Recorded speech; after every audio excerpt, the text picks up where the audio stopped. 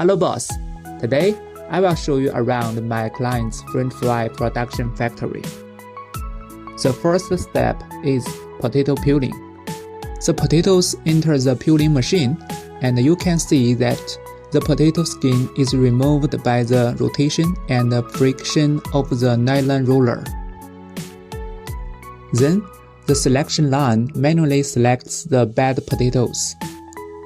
The potatoes then enter the cutting machine. The French fries are screened to remove unqualified French fries. Then, the fries enter the washing process to remove the starch on the surface. Then, they are blanched in 95-degree water to inactivate the enzyme and maintain the color. The French fries enter the air dryer to remove the surface water. And then, the French fries enter the fryer. After frying, go into deoiling and cooling process. Then the fries enter the quick freezer to get quick frozen French fries.